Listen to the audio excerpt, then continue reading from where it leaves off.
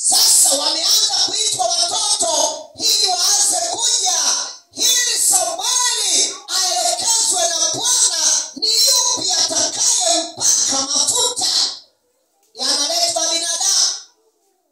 Akapitishwa mbele ya Samueli. Akaletwa mbele ya Samueli.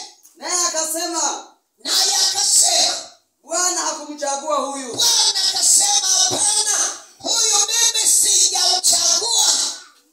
Ndipo Yese akampitisha Shama. Ndipo Yese akaleta mtoto mwingine anaitwa Shama. Naye akasema wewe Bwana hakumchagua huyu. Bwana hakumchagua huyo. Yese akawapitisha wanawe 7. Ndipo Yese akawaleta watoto wengine 7 mbele ya Samueli. Samueli Samueli akamwambia Yese, Samueli